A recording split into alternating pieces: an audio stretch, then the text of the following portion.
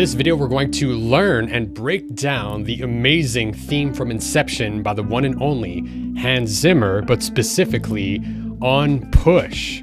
All right, so we're going to figure out how to play a version of this track on push, breaking down some of the music theory, some of the harmony, some of the vibe that's going down, and just get it under our fingers. So by the end of this video, you're going to be able to play this in some version and really make it your own. Hey, yo, what is up? It's Alex from Red My Music. I'm a musician and certified audio engineer here to help you level up your music and unlock your creativity.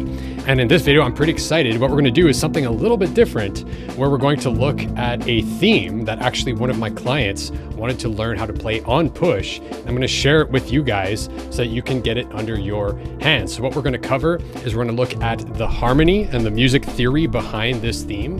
Then we're going to look at how we can get it under our hands on the push. And then finally, I'm going to talk about how you can really make it your own and start performing it live, whether you want to sneak it into a set, if you want to make a live loop performance, whatever you want to do with it to really make it your own. And these type of lessons is just one of the many ways that I help my clients. So if you want to learn more about how we could work together, or my whole philosophy on how I could help you get your music from very first ideas all the way to a finished master and enjoy the process and discover your own unique sound, I invite you to check out the masterclass in the link below.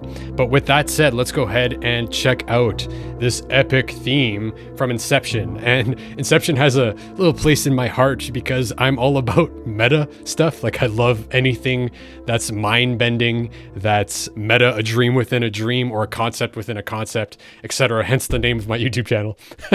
And I don't know, these type of videos and these types of concepts just get me at a core level. So I'm really stoked to get the opportunity to break down this theme specifically because I love the movie, I love the concept, but also Hans Zimmer is an expert at really, in my opinion, creating immense emotion and immense movement by leveraging simplicity, which is actually something that I need to look at more because I write insane, complex music for no damn reason. So I'm not going to go ahead and play the entire theme on this video. If you want to listen to it, I'll include it in the link down below. But it's good to give it a listen to just get the vibe and get the epicness that I'm talking about, where it's really simple harmonic movement, but super deep and potent emotionally.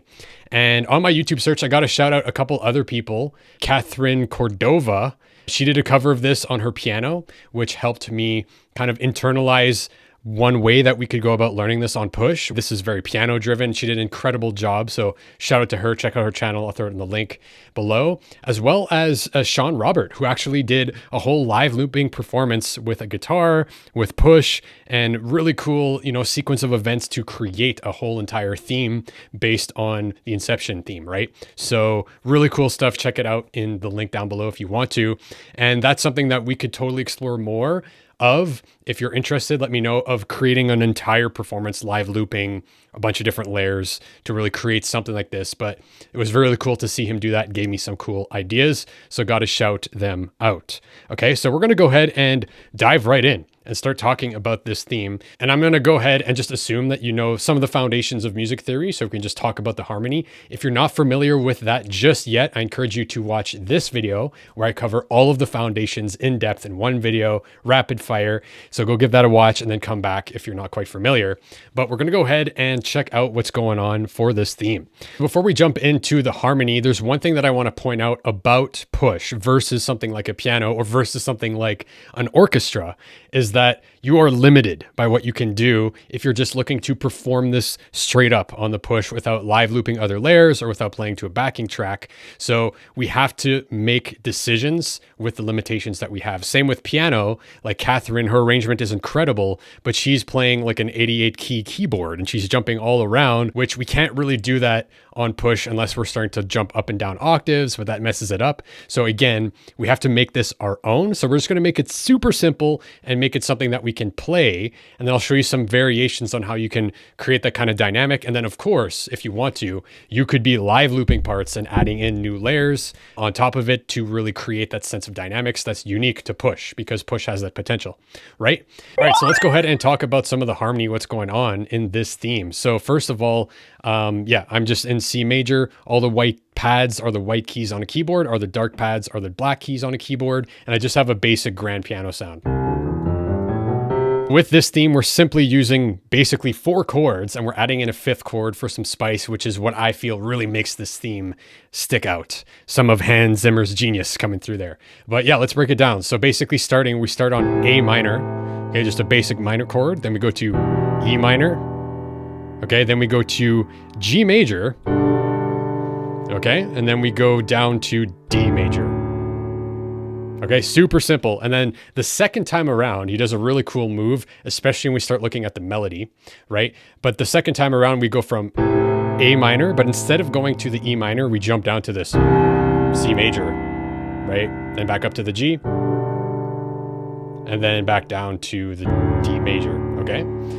And one thing that I'm going to point out right away is that that's cool and dandy, like a triad voicing like this, just the basic 1, 3, 5. But one thing I like to do on push is have the chord kind of in the left hand, similar to what you would do in a piano, where the left hand is hitting this chord. And this is a fine enough position, but I'm not a huge fan of just the basic triad voicing. I would much rather kick this minor third up an octave, okay? So instead of playing it like this, I'm going to play this minor third up here with one hand like this, right? It's a little bit more of an open voicing, but it's more comfortable in the left hand when we're playing on push to do minor chords like this. Okay, so that's how I'm going to start. And then same down here with the E minor chord, same shape, E minor with the minor third on top, and then going here to the G major, I'm going to use this shape. Okay, so instead of doing this basic triad, we're going to kick this guy up an octave. Okay, which makes it a lot easier to play in one hand. And also, in my opinion, sounds way better. It's just more open, right? And then we go down here to the D major, which is the same thing. And when we go to the C the second time through, A to C major, I'm going to play it like this, then go back up to G, and then down to D major, okay? And the way that this tune works is basically the melody, okay, going through this tune on top of this chord progression is essentially made up of only thirds. Okay, so as we're moving through A minor, E minor, G major, D major, okay, we're targeting the third in the melody for each chord. All right, so let's break this down. The main melody as this theme starts, which is very simply just a bass tone with a melodic note, but let's break it down compared to the chords to start, and then I'll break down the performance and the progression a little bit later, okay? So essentially, we start off with this A minor chord, and the third of A is C, okay? So you can see that the C is on the top here, which is our minor third, or it could be down here, and it's all the dark purple pads, right? That is C because we're set to C major here, right? So this is our C note, and it is the third of this chord, which is in the melody, right? So we could simply play this triad and play it on top as well. Okay, so that's the target note of the melody for the first chord during the A minor is that C. Okay, moving forward, the third of E minor is G. Okay, so if we go down here, this third up here, if we go down an octave, this note is G, right? So the third of E minor is a G, and it's a minor third. So again, we're going to target this note up here. Okay, so just to recap, A minor, we're hitting that C, and then E minor, we're hitting that G. Okay, moving forward, the third chord, which is our G major, right? We're targeting the B up here, right? And guess what? That B, it's over here as well, going down an octave, is the third, but this time it's the major third, but it's still a third. Okay, so it still has the same function in the harmony, but in this case, since we're playing a major chord, we're hitting the major third on top in the melody, okay? And then in our last chord, which is D major, again, we are hitting the F sharp, which is the third in D major, okay? So if we go down here, this note, up an octave, right? There's our F sharp, D major, F sharp. Okay, so to recap all that, on these chords, these are the tones we're playing in the melody. Okay, so A minor, we're hitting the C. Okay, E minor, we're hitting the G. G major, we're hitting the B. And then D major, we're hitting the F sharp. Okay, and then it's the same thing the second time through. We go back here to the A and the C. But the second time through, remember, on the second chord, we jump down to C, and we're going to play, in this case, the B over the C. Okay, and then we're going to hit the B once again under G, and then we're going to go down to D major and the F sharp. Okay, and one thing to notice about this is, hey, we're playing thirds in the melody relative to the chord for the whole theme, except for when that C comes in. Okay, when that C comes in the second chord of the second time through the progression, right? We're playing the C right after the A, and when we're playing that chord, we're targeting this B in the melody, right? Which has a sense of longing because this B is not the third of a C major chord, right? The B is actually the major seventh, which is a very dissonant interval. It wants to be resolved, right? But if we spread it out quite a bit like this, right, you almost don't even notice it. It creates a sense of longing instead of dissonance when it's super together. This is a little bit longing, and then you support it with the fifth and the major third. Beautiful chord. And in this instant in the chord progression, it kind of gives a sense of hope, because if we look at the harmony of this just simple progression, right, it's basically half happy and half sad. We're starting with two minor chords, so sad, sad, right? And then happy, happy, right? So it's pretty much split 50-50. But then the second time through, we're going sad, and then we're going happy, and then happy, happy. So the second time through, at least to my ears, because we're expecting to go back down to this E minor like we were the first time, but the second time we kind of trick the listener by bringing in the C and targeting a different tone so it sticks out. The relationship is different, and this creates a sense of hope and like, oh my God, we're not going to be lost in dreams forever in Inception, right? We're going to maybe get through this, right? And that's just like a sign of Hans Zimmer's genius, in my opinion, right? Where it's like the most simple things is we're simply hitting the third of all these chords. The second time through, we're hitting an extra major chord. And on that extra major chord, we are changing the melody to a different relationship because we've been only hitting thirds that whole time. Now we're hitting that major seventh. All right, 6. So we got the basic harmony of this whole tune down already. Super simple, and that's the beauty of it, is the simplicity. But next I want to look at the kind of progression in the movement of this piece in terms of build and dynamics that is obviously present in the main theme, but also in Catherine's performance and in Sean's live looping thing. There's a distinct sense of movement that happens, and we can really analyze this and try to create a performance around it as we're learning this tune to be able to, who knows, throw it in a live set, just play the Inception theme in the middle of your set, see what happens. So you can get it under your fingers and create that sense of movement. All right, so let's check it out. So the way that this starts and the way that I would kind of start this on push is essentially super simple and simply targeting those melody notes and one bass note together. Okay, so we're not even introducing all of the harmony in the chords. It's literally just the bass and the melody notes happening together. All right, so to start, what we're gonna do is we're gonna hit the A in the bass while hitting the C in the melody and just hitting those tones, right? And you can go a lower octave, right, to really emphasize the heaviness, and then we can bring in the higher tones later, okay? So basically that's how I would start, is just hang out there, maybe add some reverb, some delay, space it out. The next thing we're gonna do is move down to the E in the bass, and we're gonna hit the G in the melody. Okay, again, third. Then we're gonna move down here to the G in the bass, and we're gonna hit the B, which is the third once again. And then we're gonna go down to the D, and we're gonna hit the F sharp. Okay, and what I would do is simply maybe do that a couple times or 4 times. Just super simple. 3, 4.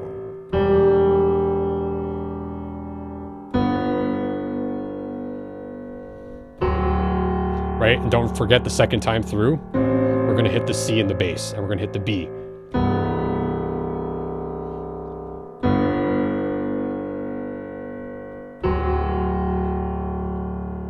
All right, so very simple. Maybe run through that progression twice over, and that's how you can open this up. And what I would probably do, and we can talk more about this if you're interested, let me know in the comments down below if you'd be interested for how to go ahead and set up a performance with this, with effects and maybe some live looping. If you're interested in that kind of stuff, just let me know. I'd love to do a video about it, but we'll save that for another conversation. And then what happens in the theme song is that there's a bunch of strings and there's a bunch of other instruments. There's a whole orchestra, right? But what starts happening is in the low end, you start to get some movement, right? There starts to be some like arpeggiated shapes going on with all these different stringed instruments in the bass to start to move this thing along.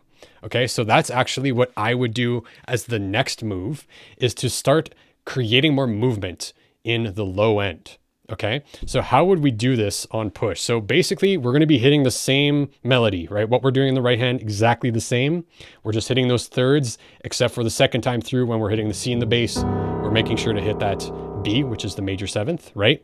But on top of that, what we can start to do is introduce movement in the left hand. So what we're going to do is something that's very common in piano, is to just hit octaves in the left hand and creating a little bit more movement rhythmically underneath the same melody. Okay, so what we're going to do is essentially hitting these octaves alternating up and down. So just a reminder that you can play octaves on push in a couple different ways. You can play it like this, right? That's the shape of an octave. And the other shape, you can see it, is this shape. Okay, so when we're doing any of these shapes, we're hitting the same note, but just an octave higher. And this allows us to do some of the moves that you'll see most commonly on a piano, where you're kind of playing with octaves in the left hand. Okay, so what we're going to do is we're going to target, again, C is our first note of our melody, and we're going to be hitting A in the bass. But now we're going to introduce this movement in the left hand. Okay, just super simple alternating. Okay, so basically, as you're hitting the tone with your right hand, you're going to start practicing that, get it in the left hand. Okay, and then it's that exact same movement for every other chord in the progression. So next we're going to hit the G. We could hit it down here if we wanted to, or we could hit it up here. It's up to you, but we'll hit it down here just for fun. And we're going to hit in the bass, okay? So far we've got...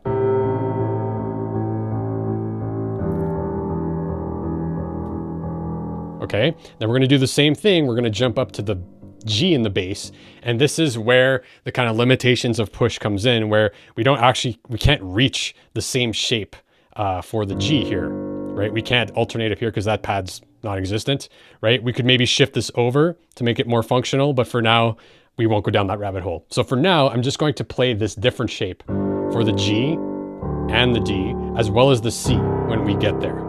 Okay, so just keep that in mind, that for the A, we're going to do that, and the D, we're going to do this as well. But then when we go up to the G in the bass, okay, and we hit this B, we're going to shift to this shape, okay, but the same motion. So basically, you're going to start, when you start playing both tones at the same time, and then start moving with the left hand.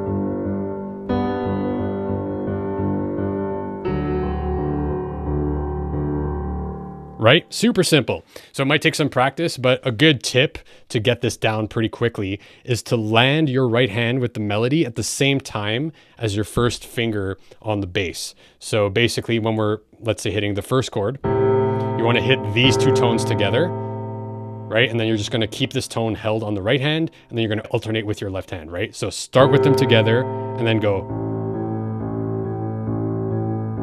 Right? So full speed. Okay, so just practice that motion. And an easy way to do it is to make sure to land these two together.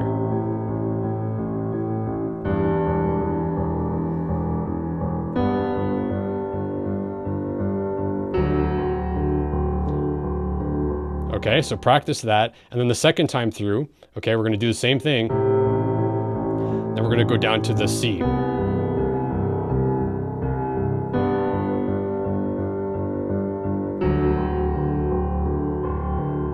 Okay, so notice how just that much simple movement in the left hand starts to get things going. Okay, and as the song continues forward in the theme, they have a ton of inner voice movement, and they start adding a lot of different melody and counterpoint, etc. But that's where you have freedom to do what you want when you're starting to do this performance. But let's cover next some of the movement that we start seeing in the melody, okay? And I also want to talk a little bit more about the harmony and some of the genius of Hans Zimmer. Okay, so as you're continuing this motion, eventually we're going to start targeting a specific melody, okay? So, and what this looks like is, instead of just hitting simple tones, right? We're going to actually start targeting more tones with the melody here, okay? So when we're on the A chord, Okay, what we're gonna do is, okay, that's what the melody is. And if you want, you can play it with the movement in the left hand. And again, a good tip to get that down if you want to go that way is to make sure that every time you're hitting the higher note in your octave is the same time you're hitting it in the right hand. As you look at my left hand going like this,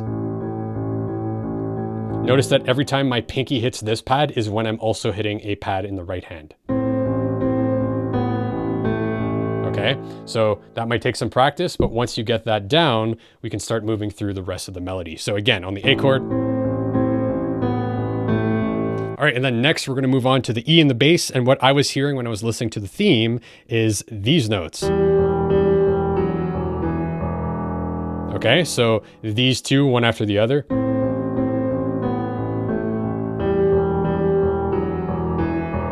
Okay, so there's our first two. Then we jump up to the G in the bass, okay? And then that's what I'm hearing, right? You could, of course, play whatever you're hearing as well, but that's the melody I went with. And then on this last one, I was kind of hearing this, right? We could do that. We could play it an octave lower. Right? So that's what I would kind of practice. And then the second time through, when we go to the C, we're going to repeat this melody, right? Instead of on the E. So let me break that down for you. So again, first time.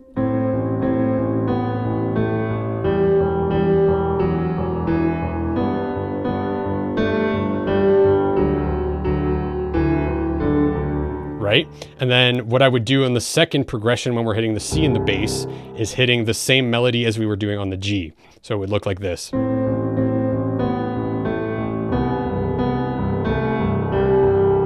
Right? Because we want to make sure to be hitting that B tone when we're over the C. So I just modify that melody to be.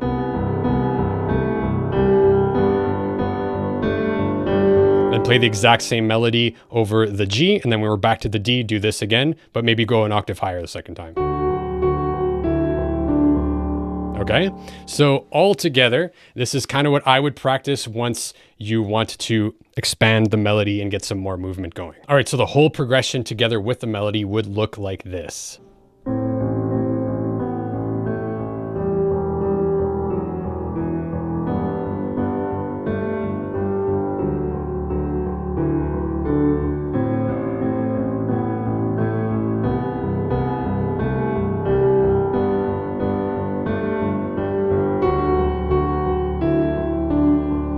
All right, and the next variation that got inspired by Catherine's performance is she actually goes one layer deeper and creates even more rhythmic movement, as well as hitting some awesome tones in the right hand as well. And what she does is she actually starts creating a different kind of rhythmic movement in her performance, where she almost hits, if we're starting from the beginning again, once again, A in the bass, C in the melody, she will hit kind of all of these at the same time and then start doing like an arpeggiated sequence that looks like. Okay. All right. So she starts to do that for all of the chords, where she'll play everything at the same time and then go 1, 2, 3. Right. And then for the next chord, next chord, and then finally, okay, and then cycling once again, remembering to hit the B when we're down at the C, right? Then the same melody when we're going to G, and then finally down to the D, going up here. Okay, so she starts adding that movement in the kind of left hand, creating a new sense of propulsion moving forward. And at her own volition, she starts adding in new tones to support that melody. Now, simply, we're going to be adding a tone underneath that melody. So what I mean by that, so for the first progression, we're gonna hit this tone right here, okay, which is our E. Notice how that makes it a little bit more dramatic. Okay, and then for that second chord, okay, we could go ahead and hit this B in the bass if we wanted to. right? Then going back up here. Okay, I would once again hit the E in the bass, but just change the melody. Right, and then when we go up here, okay, we could hit this A in the bass, same as when we go up here. Right, we can hit this A over here in the bass. So what that would look like with the new movement in our left hand is essentially the right hand's going to be going as the left hand is going.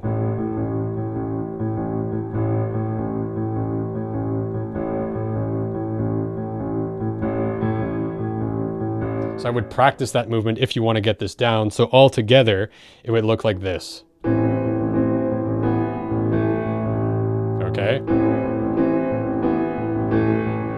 A good tip to get that down is to hit the notes in your left hand and the first notes of your melody together. Okay. And then you're going to simply hit the two notes in your bass and then hit the two in your right hand afterwards. So it's kind of like together and then 1, 2, 3.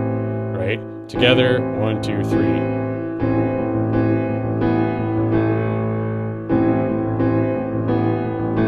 Right? So it might take some practice, but once you get that down, you're essentially moving through the whole progression and targeting those tones in the left hand as well. So left hand's going to be here, right? We're going to do while going. Right? Then we're going to move up to the G and we're going to hit this. Okay, and then finally we'll move down to the D and do this in the right hand. Right, and you can start to feel a little bit of the awkwardness of the push where, okay, if we want to do certain kind of melodic things that we have to crisscross our hands, but I'll leave that up to you to figure it out in a way that feels comfortable to you. But essentially, yeah, when we're down at this D, we're going to be hitting, right? Which adds a whole other sense of movement because we're adding those tones on the top. Second time through, we're doing this once again. Then when we're going to the C, don't forget we're going to hit that same melody as over the G. Right, then same melody on the G. And then down to this D, once again, an octave higher. All right, so finally what I want to do is just kind of bring all this together and present it to you in a way that I would approach starting to perform this and the progression that you could take and really make it your own. So let's go ahead and check that out. So what I would do is, again, start very simple with this progression and go down an octave. Okay, so you're hitting these nice low notes and just hit the tones that we covered. Right, start this through. Second time through, make sure to hit the B over the C, right?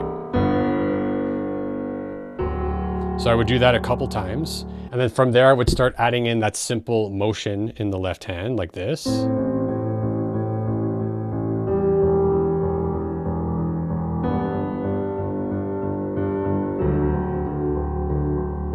Okay, continue through the progression. Then from there, I would introduce the movement in the melody in the right hand like this.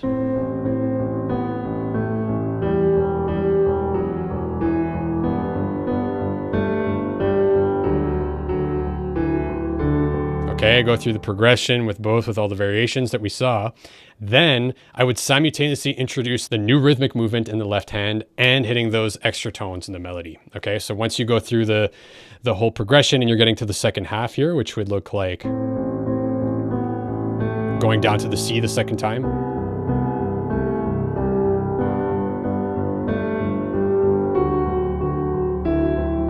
Then I would immediately start introducing the new rhythmic movement and relationship between the hands, as well as the extra tones in the right hand, and kick it up an octave so that you get more energy and it's just like a blast of propelling energy moving forward. So something like this.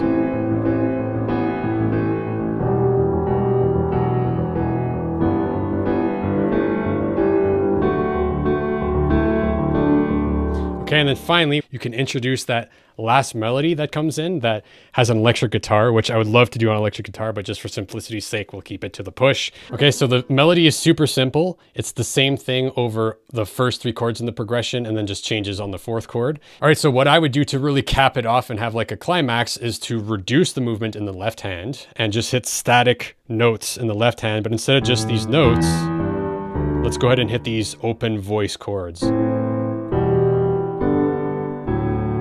Okay, and then second time through, down to C. So that's what I would be doing in the left hand as we're doing. That's what the melody's doing, okay? So let's do it all together slowly so you can see how it's working. So we're gonna hit this in the left hand, and then we're gonna hit. Okay, then we're gonna move down to the E. Okay, then we're gonna move to the G. Then on the D, we're gonna move down. Okay, and then it's the same thing for the second half, where we're gonna start on A. Then we're gonna go down to C. And up to G. Then down on C. Right, so that last kind of shift in dynamics can be a really cool, like, we're going out to space, which is fun.